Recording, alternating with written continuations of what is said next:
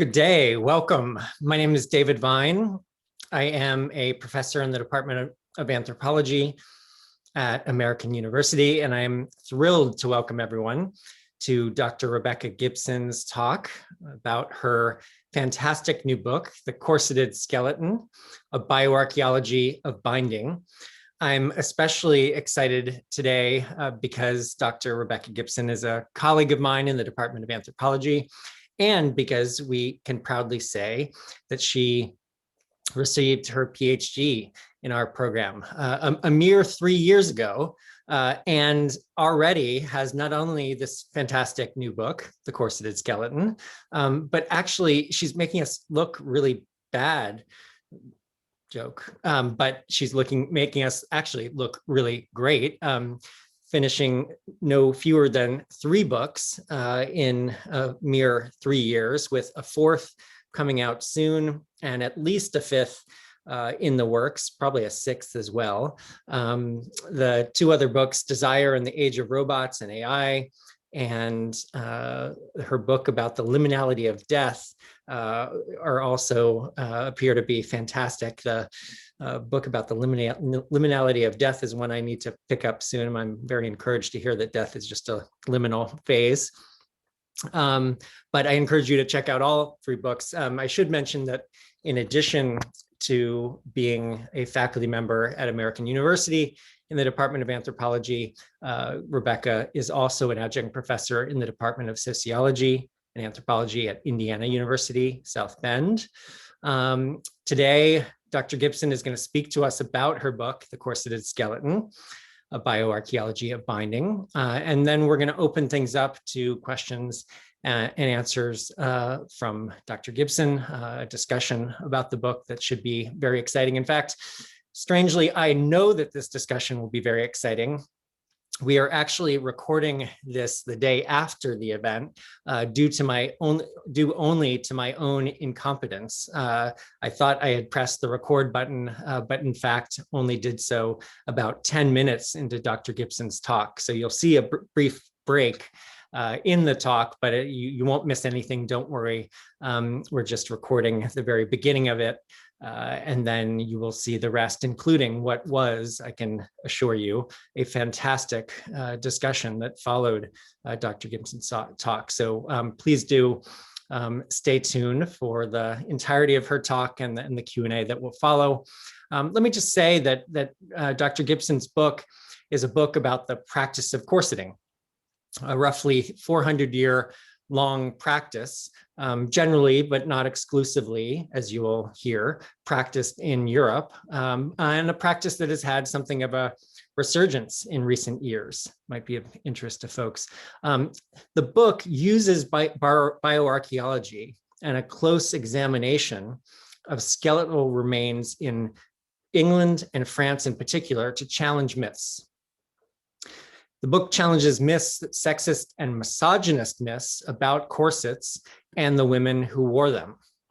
I would want to point out that far from being a book that's only relevant to those who might be interested in corsets or the past, Rebecca's book has deep relevance, I think, to our understandings of clothing, fashion, of body modification practices through time, including piercing, tattooing, and body modification surgeries.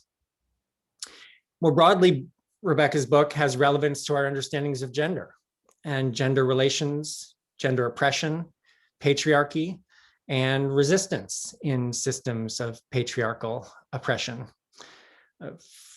For this reason, I think it's especially appropriate that Dr. Gibson is talking to us a day after Equal Pay Day, the day symbolizing how far into the current year that women in the United States must work to earn the same amount as men earned in the prior year, in 2020.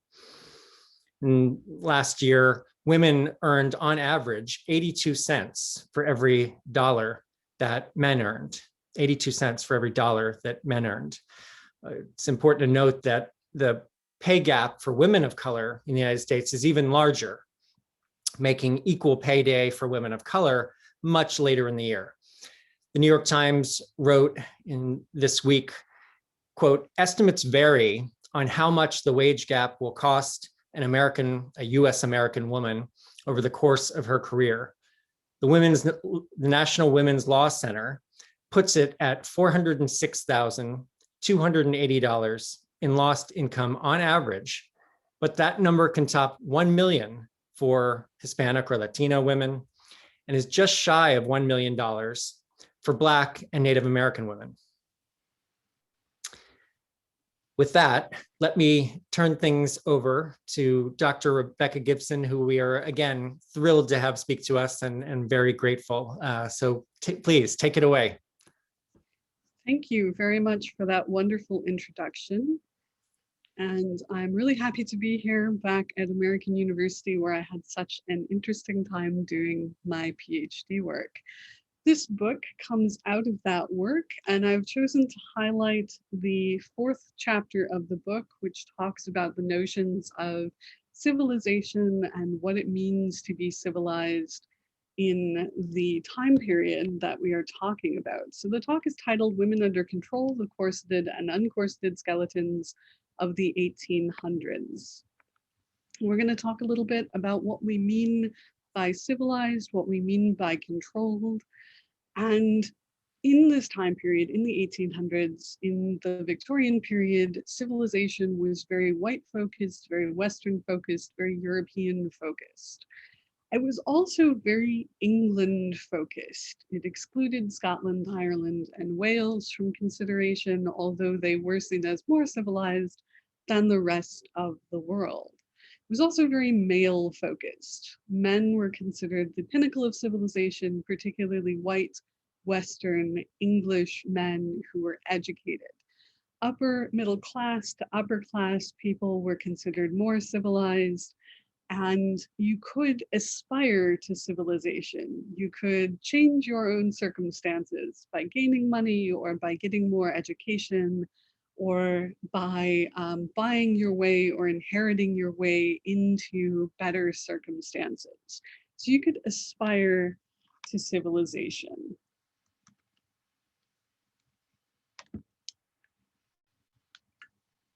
To become civilized as a woman, you actually were meant to mold yourself away from nature and toward culture. There was a phrase that was first made by a doctor in the 1500s, molding the wax of the woman, molding the woman's figure into a more civilized shape. So women were expected to be private and not public, to be controlled in words and deeds, and to be corseted. Corseting was very much a way of control over the body, but we're going to discuss later on how that control was not as outwardly imposed as one might think. And private didn't also have the extreme connotations that we are used to thinking about when we think about private versus public, the separate spheres of the Victorian time.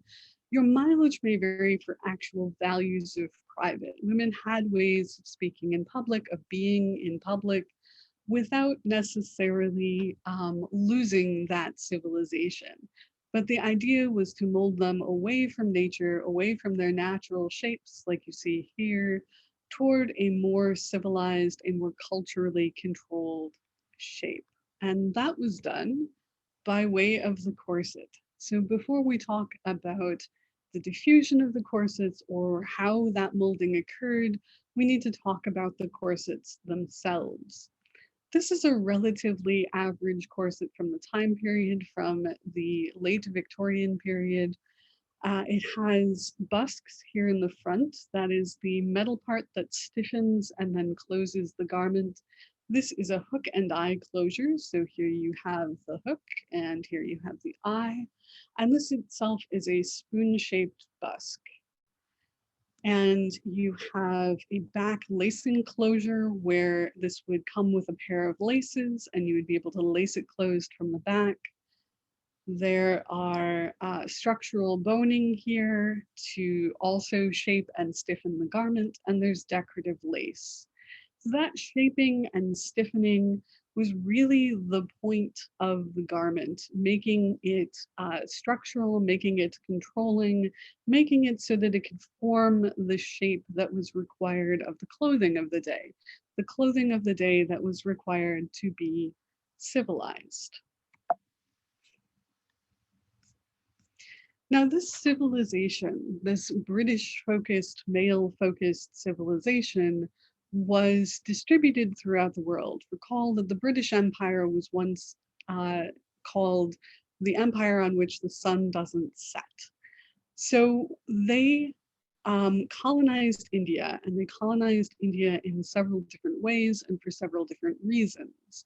The two main actors we're going to be talking about in regard to India are the Dutch East India Company and the British East India Company.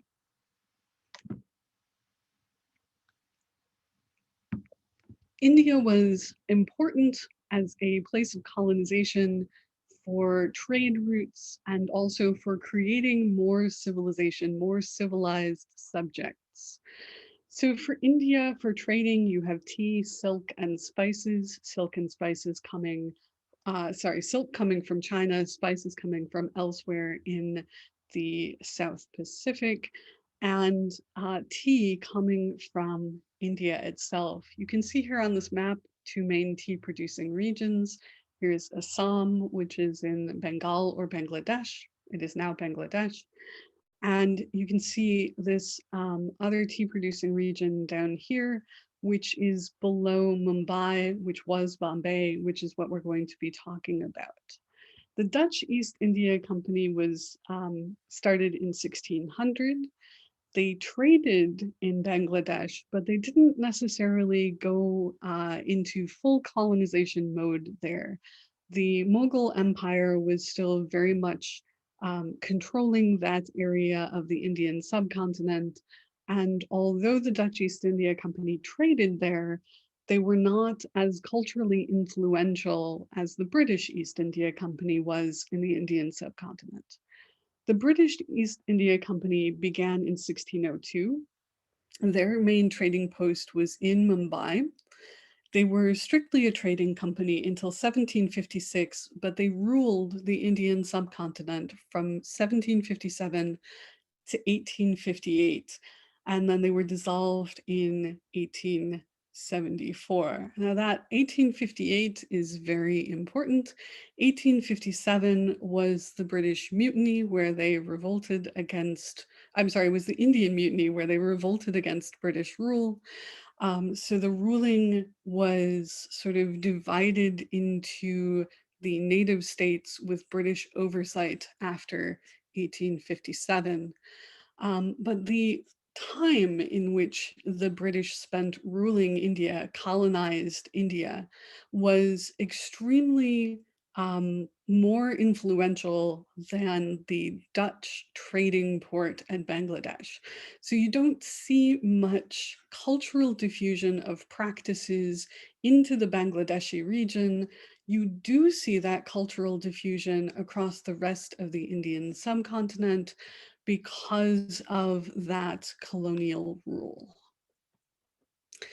In this, you see fashion diffusion as well, cultural control and fashion diffusion.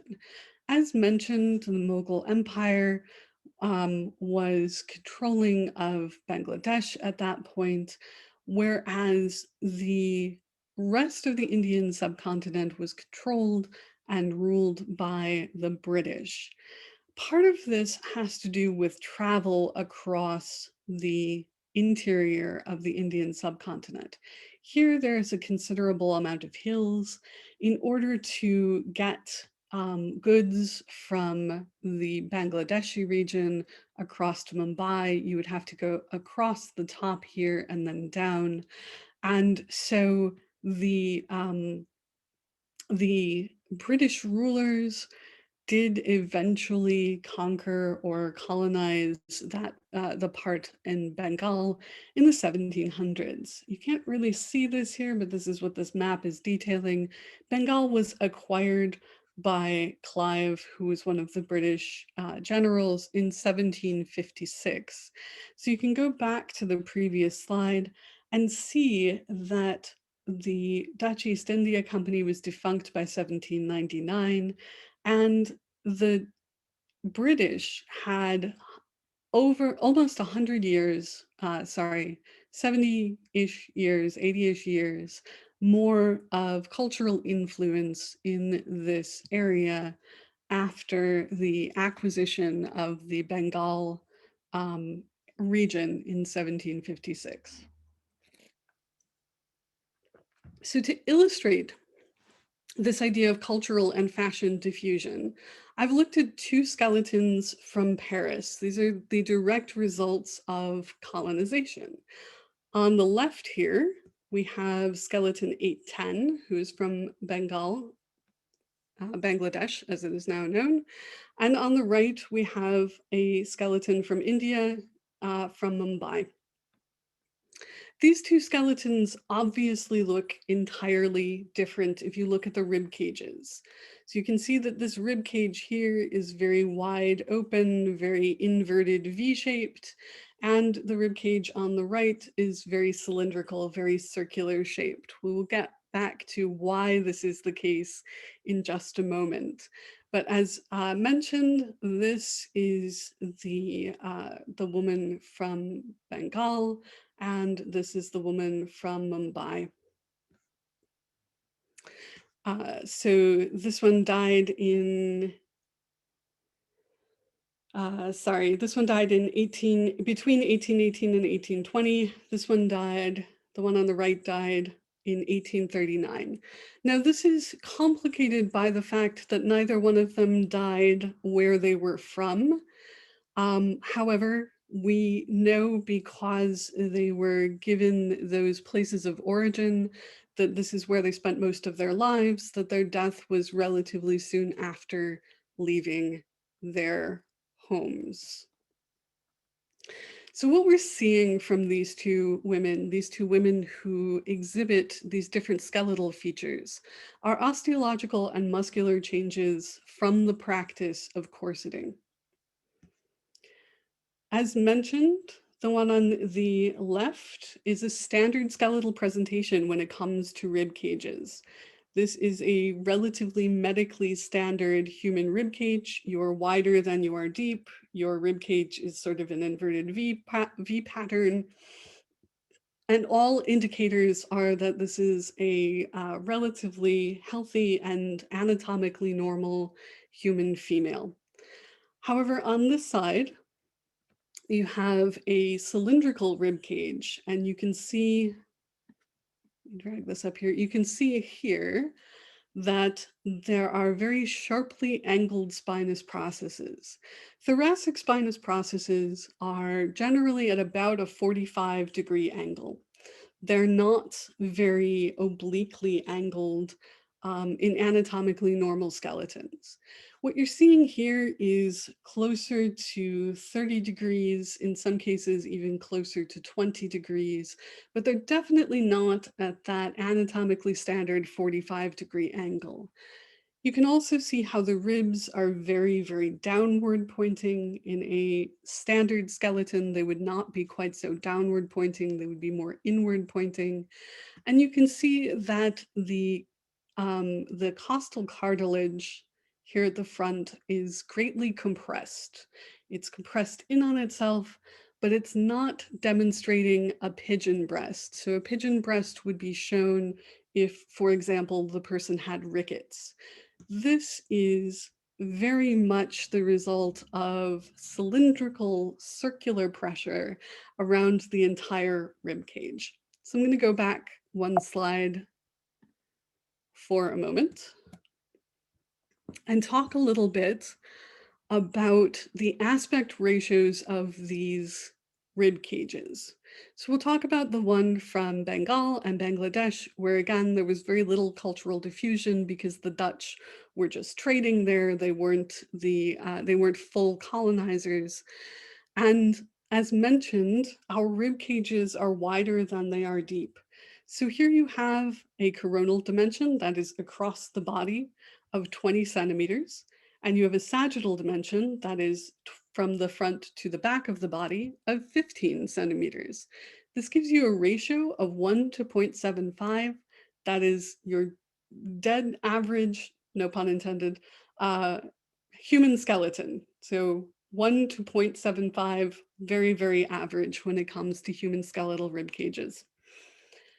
Now, coming down to our friend from Mumbai, the coronal dimension, the one across the body, is 19.5 centimeters, and the sagittal dimension is 17 centimeters. It's much closer to an actual circle. It is 1 to 0.87 in ratio. And you can see that cylindrical aspect there. And I'm finding this across the board in populations who are known to have corseted. So we're going to go back to the civilized world and talk about the skeletons of St. Bride's Parish in London. St. Bride's Parish is a perfectly average London parish. Their lower churchyard was opened between 1770 and 1849 AD, so it's contemporary to these two skeletons. And there are some commonalities and differences in the skeletal materials in St. Bride's, in the people who made up the skeletal materials in St. Bride's. First of all, these were all Christians. We don't know about the religion of the ones from the French collection, but these were all Christians. They were attached to a parish church, so they were all Christians. They were impoverished through upper middle classes. So unlike our two skeletons here, who were definitely of the lower classes, they were servants. These were anywhere from impoverished to upper middle classes. They were either parishioners or they came from the workhouse or the jail. However, they had several different things in common, even with those particular differences. They ate London food, they drank London water, they had London diseases, they wore London clothing, and they were a contiguous population which started at that opening of the cemetery in 1770 and moved all the way through to 1849. So seeing commonalities in this particular selection of skeletons was to be expected. Women during this time period were corseted if they were going out in polite company, and all women, regardless of stature, of socioeconomic stature in London, would have had at least a homemade pair of stays, even if they were not buying their corsets. Through this collection, I looked at 125 skeletons, and I looked at 3,815 death records regarding the women of St. Bride's Parish. I also looked at 150 corsets across England, Scotland, and Wales for this information, and I got relatively contiguous and results that that bore my initial findings out. So you can see some of those results here in this picture. You have that considerably more circular rib cage. This is not a standard rib presentation. This is very much an altered rib presentation. And you can see the downward facing spinous processes. We have 45-degree angles up here at the top, just like they should be. And then as the further down you get, the closer you get to the bottom of the thoracic cage, the more downward tilting they become until you get those extreme angles, those 20 degrees, 30-degree angles.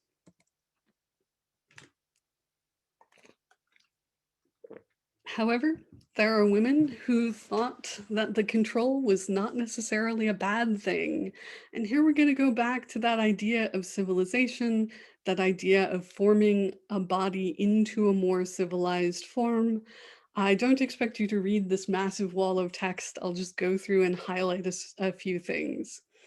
This is written by a young lady called Mignonette. It was written in 1867, so it's contemporary to the skeletons we've been talking about. She was brought up in India, she returned to England, and this was a white English woman. So she says, owing to the absence of her parents in India, she was allowed to attain the age of 14 before any care was bestowed upon her figure. So women corseted early. they corseted frequently, and the aspect of corseting was, or the practice of corseting was seen as care being bestowed upon the figure, forming the figure into that more culturally appropriate shape. She was put in her corset at the age of 14. She was made to sleep in it, but she only reports discomfort for the first couple of weeks. And she says that she would never go without it again. She does not think it does harm. And she wants the viewpoints of women to be brought into the conversation here in that last sentence. What is most required, however, are the personal experiences of the ladies themselves. So here we go back to that idea of private versus public. Women could speak in public, but they had to do so anonymously.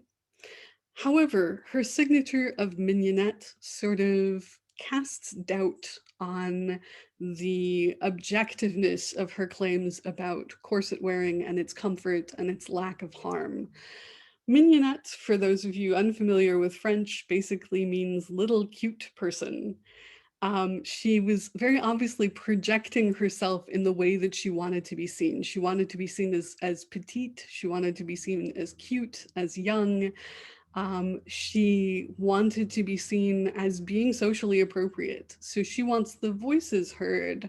She wants that measure of control back, but she's fine with the control on her body. And she's very much definitely still buying into that idea of that social civilization, that cultural civilization, and the fact that you can aspire to it by being in control of your body, or by allowing your body to be controlled. So toward the end of our time period, we see more of those voices coming back, and we see more of the control being assumed by the women themselves, specifically through the dress reform and suffrage movements. A few things about them. Now, this is a pregnancy corset, so it doesn't completely apply. But the further I got into the time period, the further I got into examining corsets from the later period in the 1800s, the more pregnancy corsets I found, the more corsets with expandable options I found, the less I found that women were being put into clothing that was required to be laced fully shut, and the more agency they had over their own shape and form. So the dress reform movement did not want to abolish corsets. What they wanted was to be able to make them into their own functional forms. They wanted to lighten them. They wanted to stop the practice of tight lacing. And they were very much focused on the health of the women, the temperature zones of the body, and moderation in all things. The dress reform movement, the suffrage movement, and the abolitionists and teetotal movements all kind of went hand in hand, that people should be controlling themselves, that the ideas of civilization didn't need to be thrown off so much as they needed to be adjusted to include practicality and autonomy, and people having control over the way that they were forming their own bodies. So this was all about degrees of control. How much control was given to the women, how much control was still there with the overarching cultural shaping of the body in towards civilization, away from nature. And we still see this behavior today.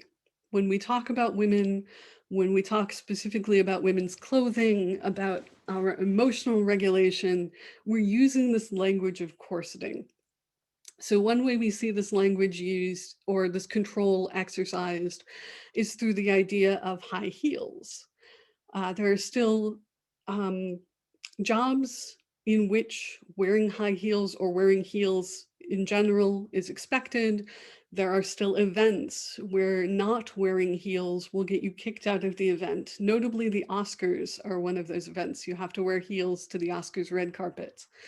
We're still seeing this when we talk about women's emotional regulation, when we're told that Hillary Clinton or Elizabeth Warren is too emotional to be president. And then we see the type of destruction that is wreaked by a president who rules through his emotions most of the time. And we still see this language of corseting in our everyday speech patterns when we tell people to loosen up, you're too tight-laced, you're too straight-laced, or who's wearing the pants in the family. So we're still applying these concepts, this idea of control, this idea of civilization, this idea of colonizing the body as well as colonizing the actual landscape. We're still seeing all of this language applied to women's behavior today, applied to people of color's behavior today, applied in general today.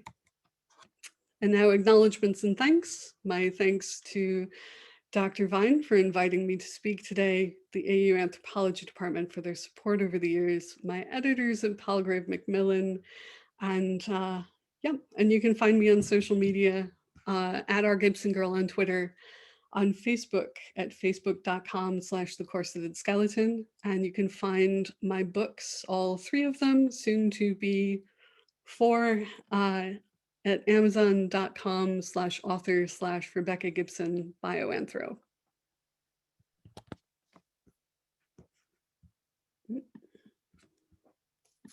Rebecca, thank you so much. A fantastic talk. Let us now, a wild applause you have coming in over the chat already. Let us now open things to questions for Rebecca. Please use the hand raise function in Zoom if you would like to ask a question orally. Otherwise, you can, again, ask a question via the chat and either Rebecca or I will read it.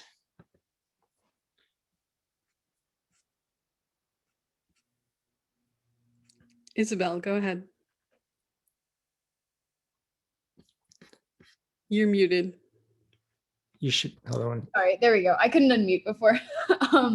So I had a question about how long it typically takes to start seeing the changes that you see in the skeletons with the curved rib cages and the inclined spinal cords. About how long would you have to be like rigidly corseting for that to take place? Like, would it happen after like a year, or would it take multiple years? Would it just take months? I'm a little curious about that. See, that is really unfortunate in terms of my ability to actually answer, because unless we are to strap people into corsets and continue to corset them as the Victorians did, there's no way to replicate that now. And there's also no way without detailed biographic information of the skeletons that I was using to tell how long they had been corseted. Regrettably, that biographical information is not available. On the other hand, I can sort of extrapolate from other types of bone modification. I don't know very much about foot binding, although that will be the subject of book number 6 once I eventually get around to writing that proposal. More heels than foot binding, but I'll approach foot binding in it. But we can talk about braces.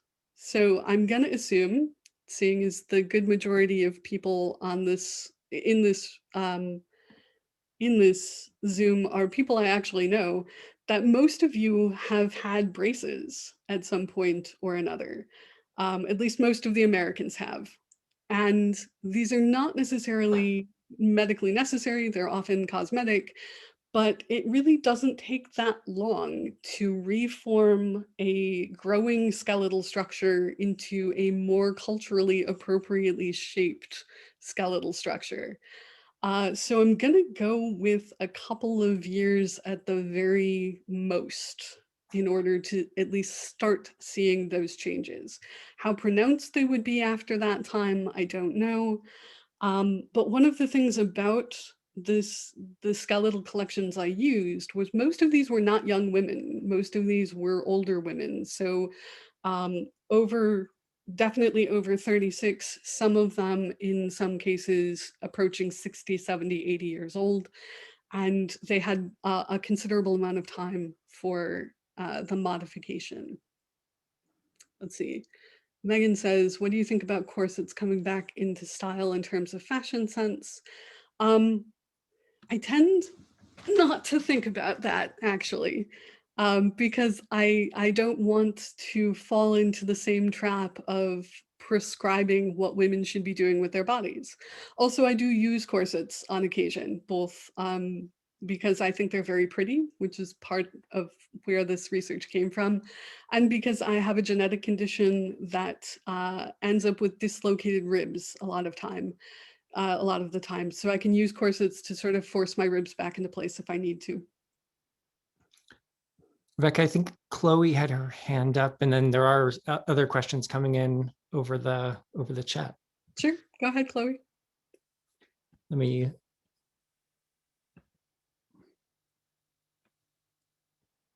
Hi. So similar to the last question, kind of thinking of modern day times, would you say that the waist trainer would be like similar to a modern day corset, like the ones that you use to work out? Because I feel like that has a similar mindset of like slimming the waist. Absolutely. It's been fascinating to look at the materials used specifically in waist trainers, because they're supposed to be less impactful than, full corseting or boned corseting. You can get a waist trainer that only has elastic or has spandex. Excuse me. Interestingly enough, though, they're, from what I have heard and seen, they're not quite as comfortable, and they're definitely not as supportive. Particularly if you're looking for corsets for comfort and not necessarily for reshaping or waist training, you want something with steel bones. Otherwise, the plastic bones are going to poke you uncomfortably.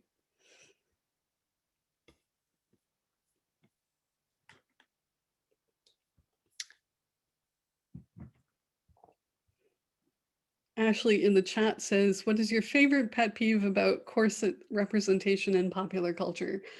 I think so there are multiple interviews, YouTube videos, all sorts of things about actresses who found corseting for movies very, very painful and uncomfortable. And this is the representation that you see a lot of the times, is like, oh, Emma Stone put on this corset and couldn't walk upstairs and fainted and everything. And I'm like, well, yes, you put an old-fashioned garment on a modern day body that isn't used to it, and you tightened it to an extreme amount, which is not how they were generally used. And so of course it's not going to be comfortable. You're going to have pain, you're going to feel faint, all of that stuff. So it's interesting to try to not react to that. There's a part of me that wants to go into every comment section and be like, well, actually, but I try not to do that. I think there's a question from Brooke, and then we can come back to the chat. But I was going to ask, in terms of figuring out how long it took to reshape bodies for corsets, is there potential to maybe look at devices used to reshape bodies for scoliosis in contemporary use, and maybe extrapolating that data? Yes. However, there's somewhat of an issue with that because of the differences in types of research questions. Basically, what doctors are looking at is a certain aimed for effect, and what I'm looking at is a not intended effect, an unintended consequence. So we can look at that not exactly as a one-to-one comparison, but it's certainly a place to start. I missed that one. You know, we do this research and we get so focused in on these questions, and I totally miss that as a mode of inquiry. And now I'm going to have to do a second edition of the book.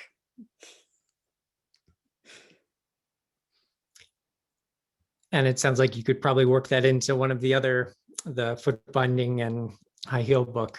Absolutely.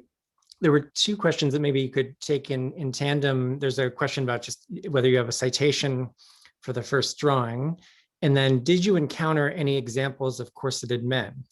If so, how would you interpret this in terms of controlling and civilizing bodies? So a citation for the first drawing is Ludovico Followell.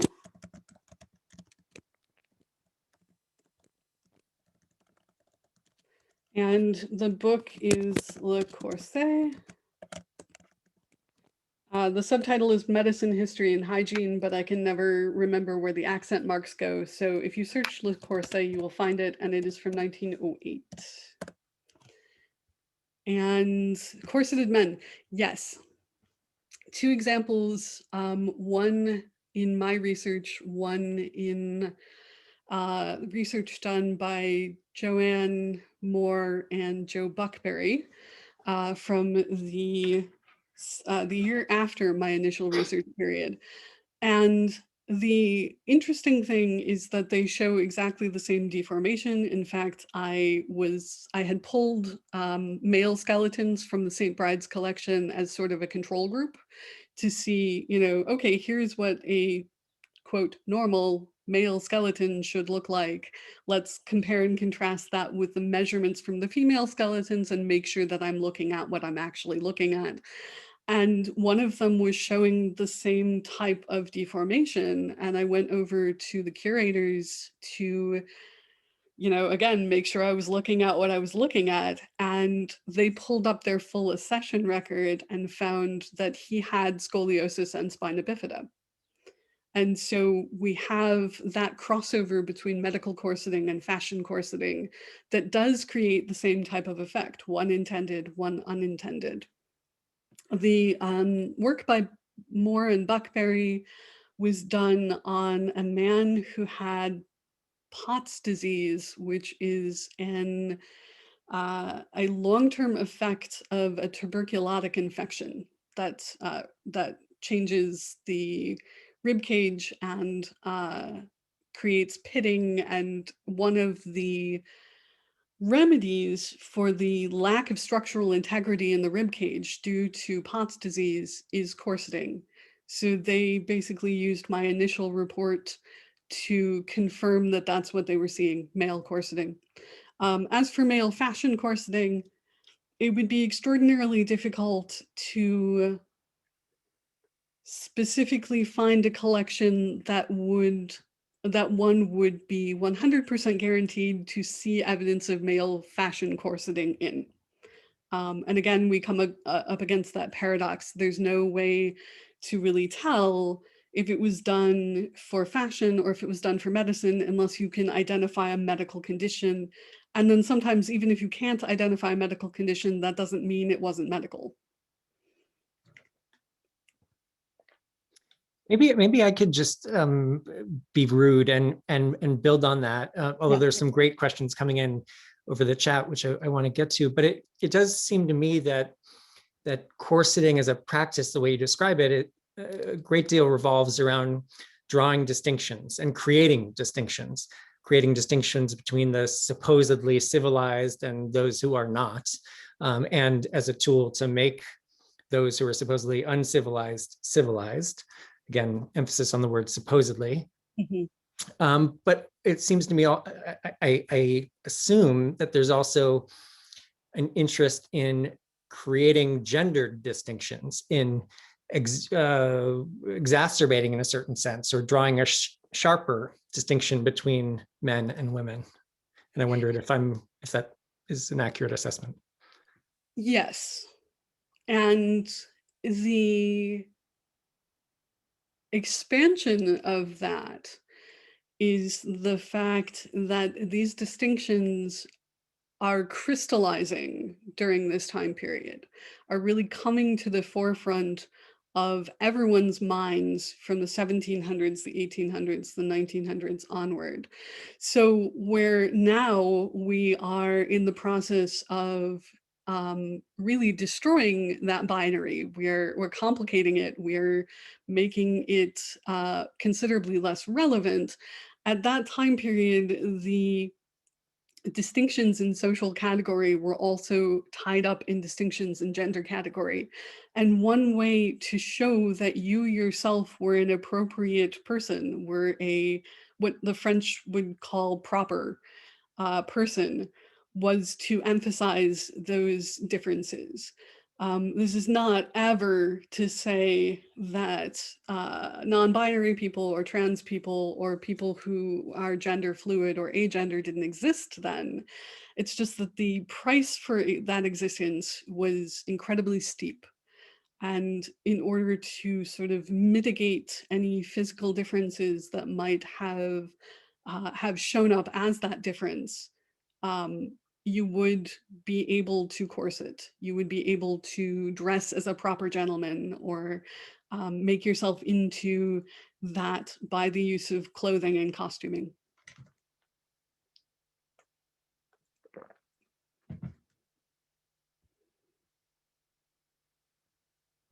Maybe I'll read a couple from the chat. You anticipated one or already saw it about evidence for corseting as a to correct scoliosis.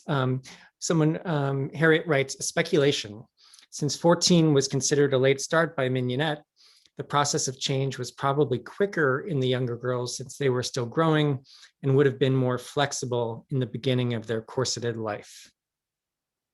So there was, there's one skeleton that I worked with who was, so we do age ranges very broadly when we're talking about skeletal analysis generally, specifically for adults. The skeleton really stops changing that much in terms of growth and development by about 27. Afterwards, it's usually deterioration. As one of my favorite professors ever once said, once your final bones fuse at about age 27, you start to die. So the evidence of the age range of people becomes much more diffuse after full adulthood. However, there was a skeleton that I aged at about 13 while I was working with her. Her recorded age of death was 20, but her skeleton did not bear that out. Her skeleton was decidedly 13 years old, and she was already showing those distortions. So the rounded rib cage, the downward spinous processes. And it was very, very evident from her remains that she had corseted for a while, maybe a couple of years. So you have those changes, and then you will spend the rest of your corseted existence either being remolded into those changes by continuous use of the corset, or if you take it off, your body will eventually rebound, but it's going to take some time. So yes, we may be seeing more advanced changes in the older skeletons just because they did start at a very young age. Sometimes children as young as 6 would begin corseting. There are child's corsets that you can see both described in writings and then advertised in advertisements for ready-to-wear corsets that are aimed at people as young as 6 years old.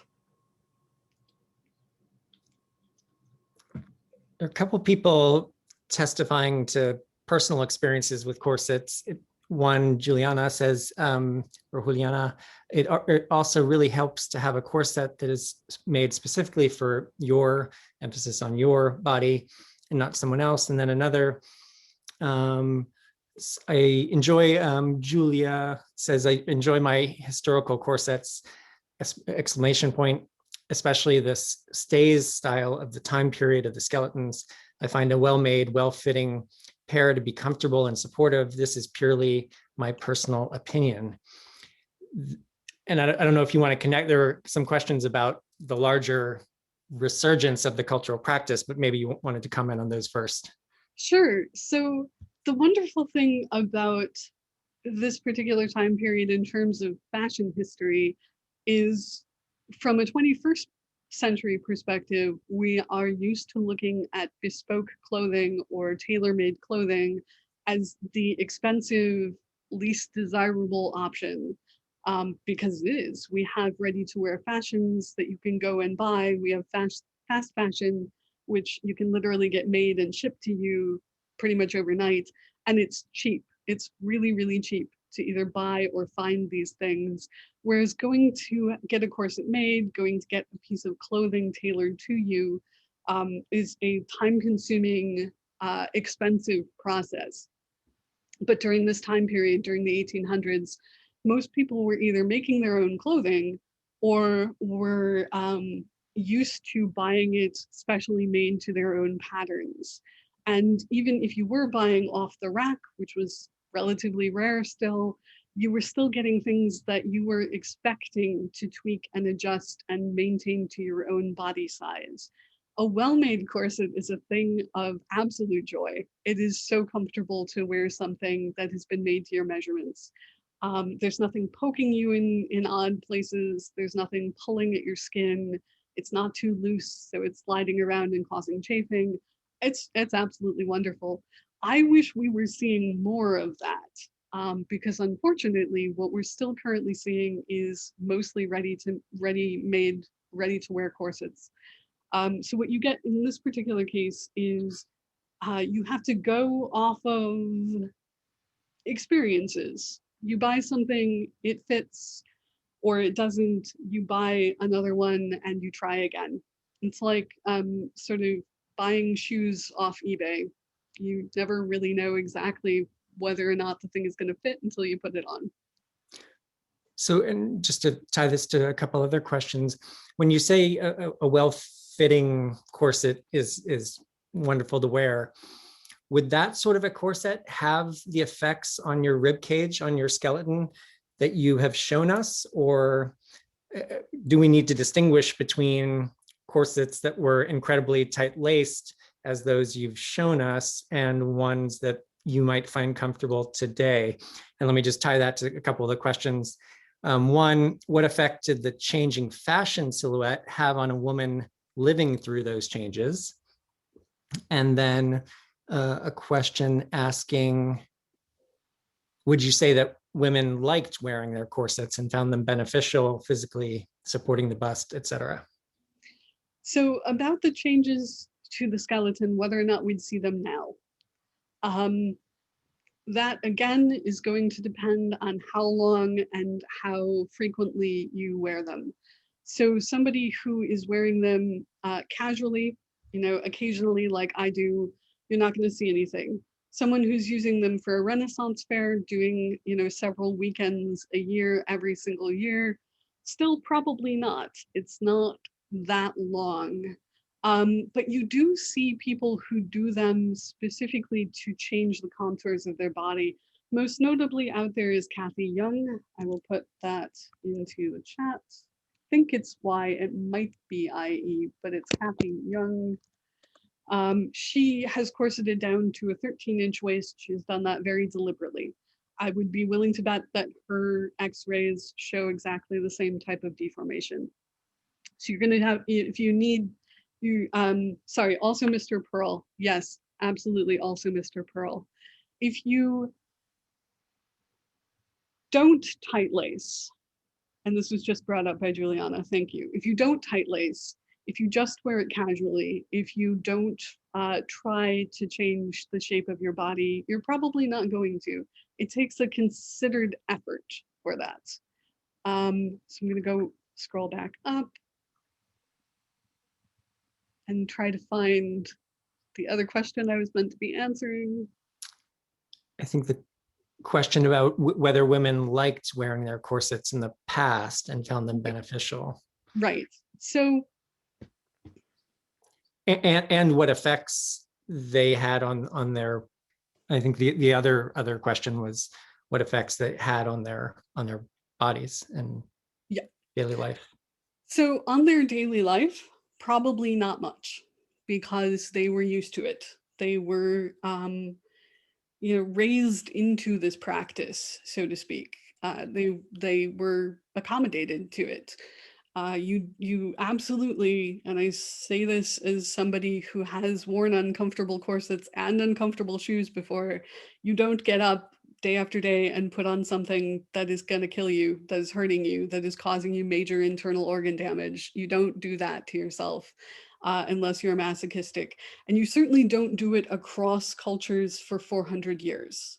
This is, again, less about the individual and more about the collective. I can also speak to that idea of internal damage and the idea of liking it. So whether or not have all women liked it across the board, probably not. Women are not a monolith. Many women probably hated the idea of dressing to the nines all the time and, wearing this clothing which was restrictive. You could not bend the way you can bend without one if you are wearing one. Some women probably hated it, but they weren't doing themselves overall massive amounts of physical damage, and they weren't killing themselves, which is the other myths that we get in this particular pop culture discourse about corsets. There have been a couple of instances in museums where there have been livers that are shown and said to have corseting damage. I managed to debunk that in the research for this book, because the damage that is shown on those livers that is supposed to be corseting damage is not anything that can be created by the pressure of ribs against a liver. It's in the wrong orientation, it's in the wrong depth. There's also a sheet of fascia between your rib cage and your internal organs that would preclude individual ribs from poking into things. So whatever they were doing with their lives, they weren't causing themselves immense amounts of harm. On a day-to-day basis, it probably was pretty comfortable, and they wanted and needed that particular support. The fashions changed over time, not necessarily because women didn't like their corsets, but because the need for women to be able to do those things that you can't necessarily do in corsets, the bending, the stretching, the heavy manual labor, became more pressing in terms of needing women to be out in public, needing to restrict that privateness to women who could afford not to work, and to women who did not necessarily need to be put towards the war effort, because that's where all of the fashion change is actually aiming, is toward World War I, with the desire by specifically the British, but also the French, the American, the Indian navies and armies for silk and steel. So you have that sort of de-emphasis on women's undergarments with silk and steel, and the uptake in the emphasis on the war effort. The change would have been inevitable regardless of whether or not women wanted to continue wearing the corsets.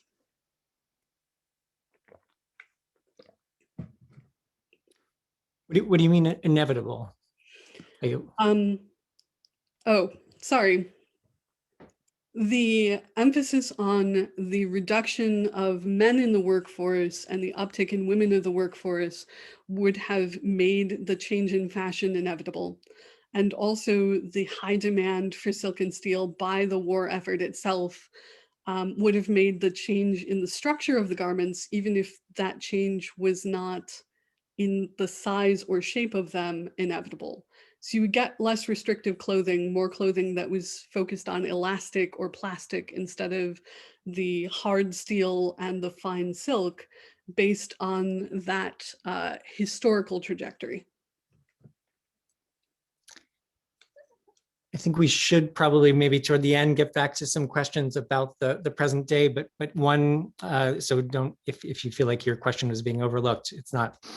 Sungmin's in particular, which connects with some others. But another one just came in. I would assume that yes, corsets were to give, sorry, it just moved. I would assume that yes, corsets were to give any figure the corset, the correct silhouette for the fashion of the day. But this makes me wonder about the idea that though corsets deform the body, they did give support to the breasts. Prior to bodies or stays, when created garments that would support, control the breasts. Corsets later would also support the breast, right?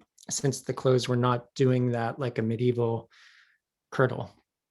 So it really depends on the type of corset you wore. And there was a lot of choice in this too.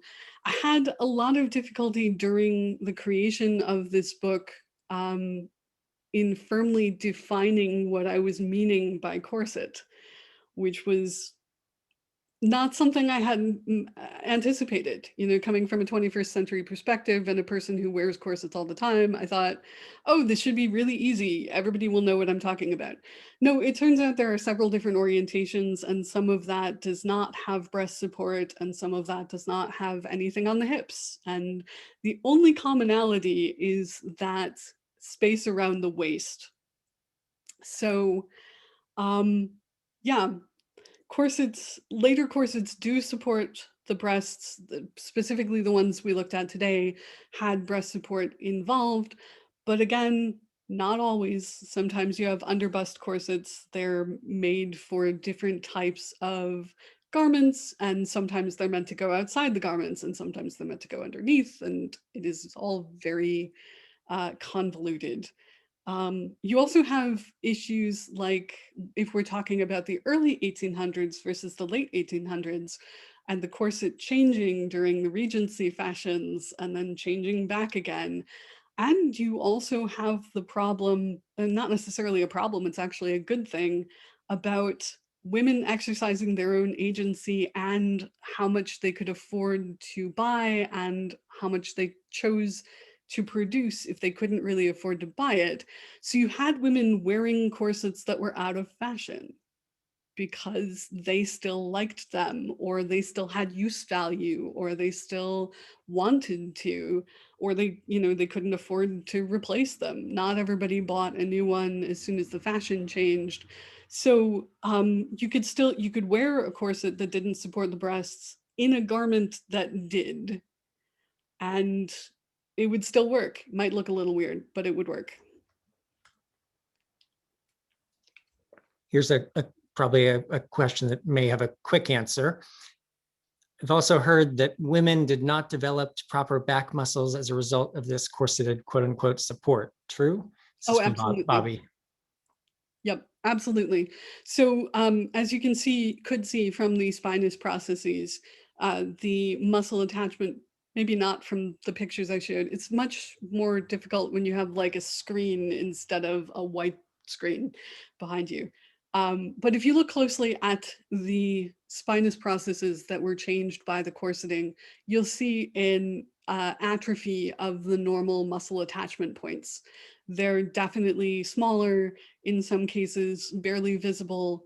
You should be able to see robust muscle attachment points, and believe me, you will know if you have pulled or torn any of that fan of muscles that goes up and attaches to the spinous processes in your back. If you can't use them, it's a problem. So they basically, after a while, required the support of the corset to be able to continue on with their daily lives.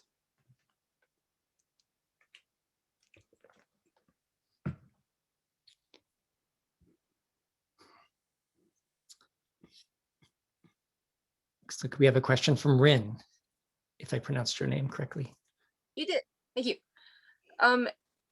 Obviously, extant garments would convey this information, but is there anything physically that speaks to, that's left on skeletal remains that would indicate women's bust size over time? I've read that has increased across this century, but I don't know how applicable that is to anything prior to, say, Victorian era.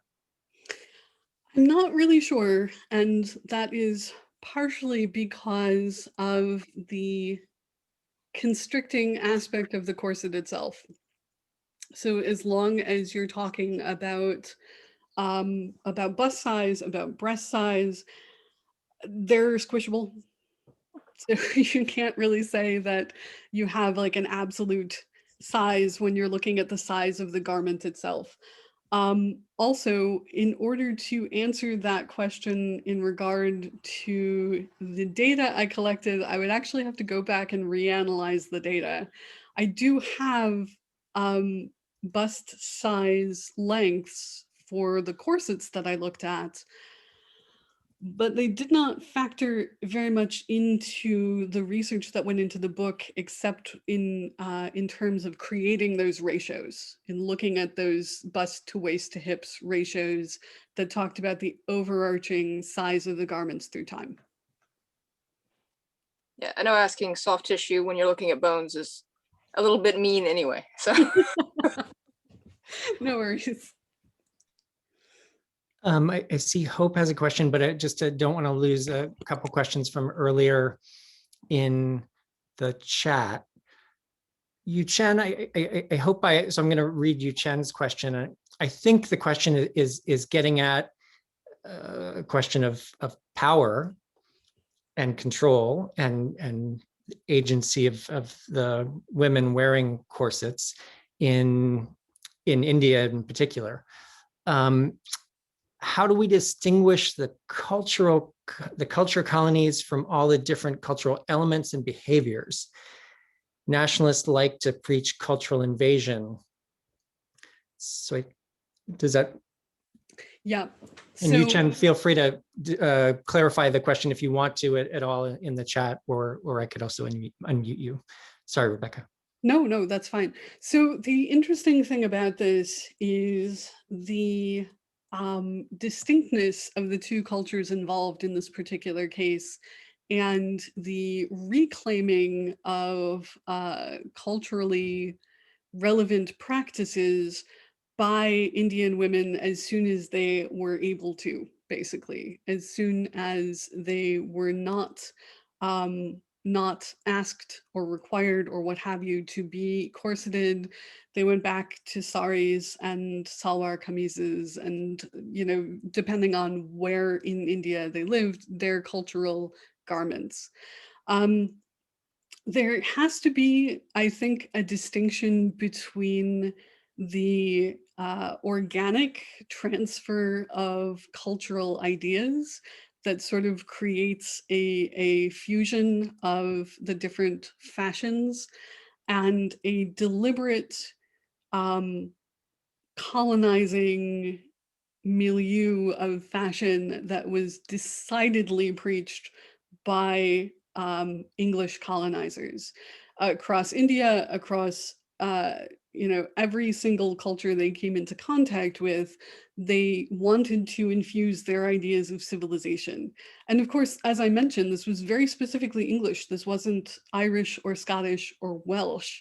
They wanted to do this in Ireland, Scotland, and Wales as well. One of the textual sources I looked at spent a good period of analysis on the idea that the Scots were particularly uncivilized for the use of the kilt.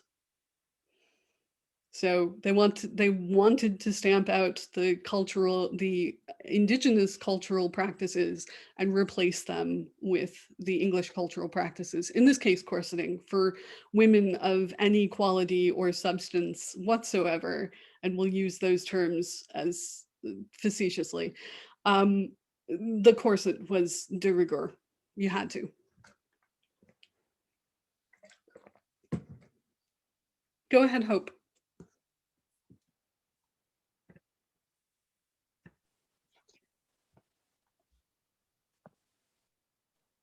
Okay, so, and actually I'm kind of glad that question came up first, because it kind of ties into a little bit of what I wanted to touch on. I'm kind of circling back a little bit because I was writing myself notes so I didn't just babble. Okay, so I was actually going to ask you a little bit if you had actually talked to any modern day reenactors about some of what they do in your period, and how because they spend a great deal of time researching, often a lot of money, learning how to properly make garments of their chosen period, and they use obviously extant documents and probably a lot of the same source material that you did. And stays are one of the most combative points that come up depending on where you are talking about, because they're not easy to make, and the comfort level matters, especially if you're spending 10 to 12 hours a day in one doing all the things that you're doing. And uncomfortable stays are not pleasant, the same as a not properly fitting corset. And like I said, I was going to ask if you talked to anyone involved in that in your research, but then somebody in the comments had made a point that women today choose what they wear. And I'm going to come a bit more broadly to people choosing what we wear versus then and now. And the notion that there was no agency in the past is definitely a myth. I mean, there's documented research on that. And I mean, we've seen extant documents about it. And I think it's also important to not make the assumption about all people today having agency to choose their style of dress. Absolutely. Because I think that we obviously have a lot more choices now, and especially now, and especially in countries like ours, like in the US, where we're seeing so much more freedom in terms of, gender expression and identity. There's certainly at minimum more option in certain places, but there are a lot of ways that society still finds ways to punish people, and especially female presenting bodies, for not following societal expectations. And I think that's something that certainly should be to be cognizant of. And I was kind of wondering if you had thoughts on that. I'm sure you have thoughts on that, but Oh, yes, absolutely. So as to your first question, not deliberately or with a pattern or officially. So partly because the good majority of the book and the good majority of my research is focused on the past, is focused on history.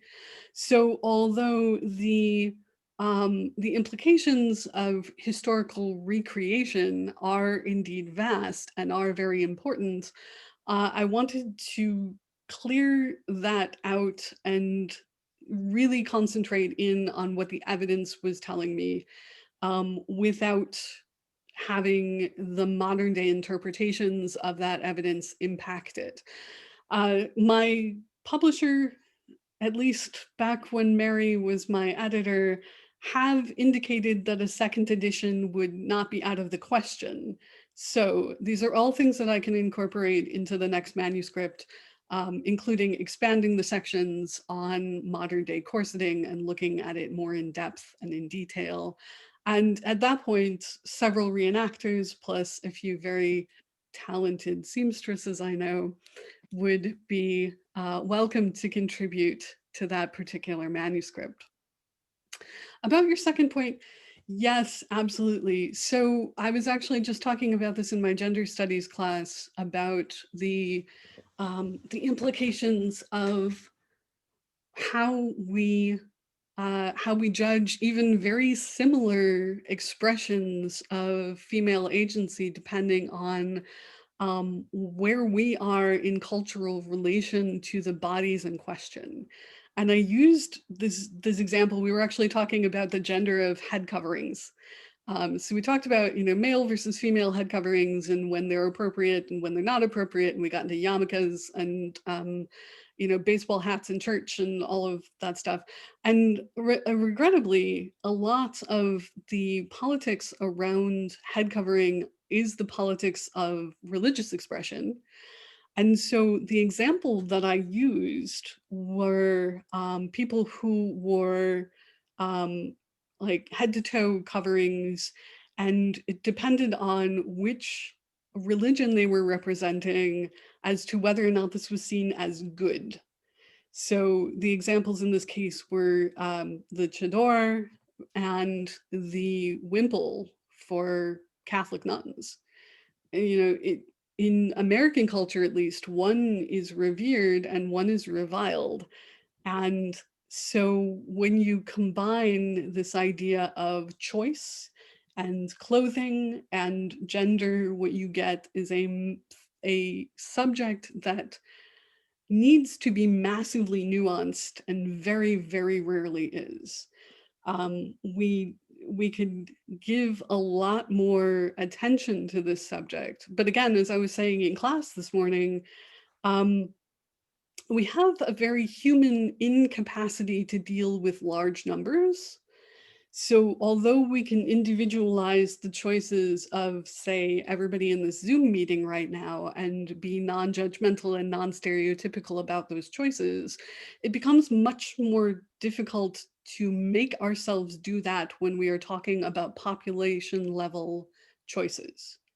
So when we're talking about cultural choices or cultural impositions that result in a lack of choice, we tend to revert to the stereotype just out of sort of mental incapacity to deal with that as a choice.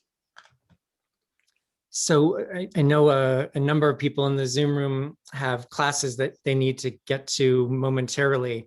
So we probably should maybe wrap up with two questions that were asked earlier, but I wanted to leave them for last because they seem, I don't know, to capture many of the major themes, building off Hope's question indeed, about power and control and agency.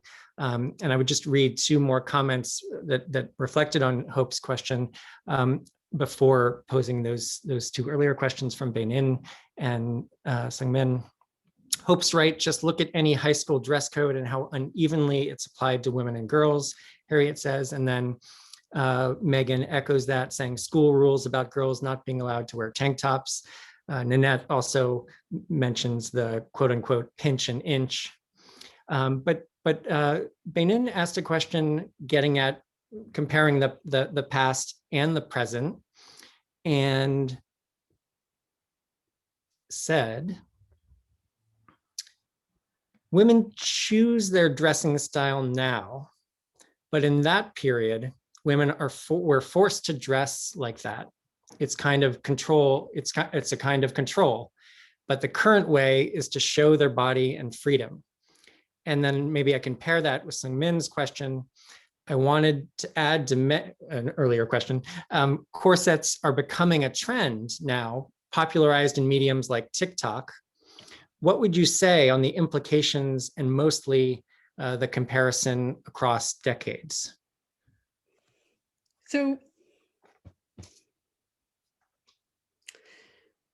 the interesting thing is that the control was, so it's very, this is a very difficult, again, this is a lot of nuance, it's a very difficult question to answer. But we can't directly contrast our own modern ideas about showing the body or about being told to wear something with the ways in which bodies were shown and revealed during this time period.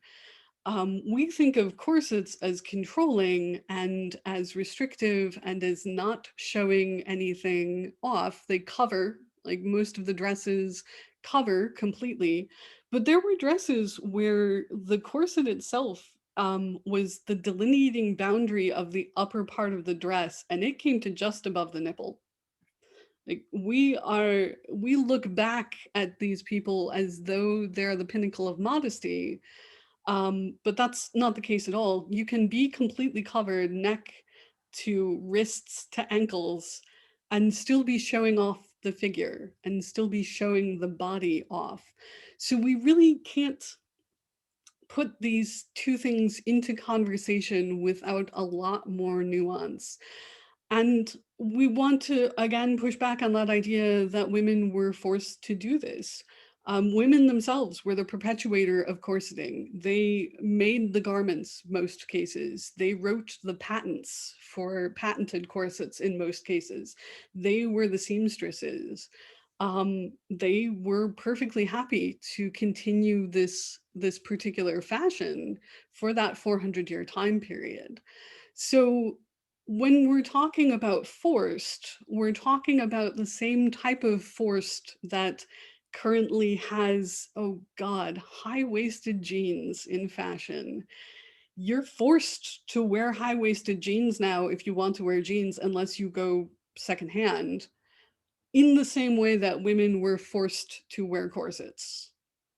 That you can make a one-to-one comparison to. Women controlled most of the fashion during this time period. Yeah. Well, I think there's so much to talk about, and I know other people have more questions, but I would encourage you to go get Dr. Gibson's book. I thank everyone for the fantastic questions and discussion.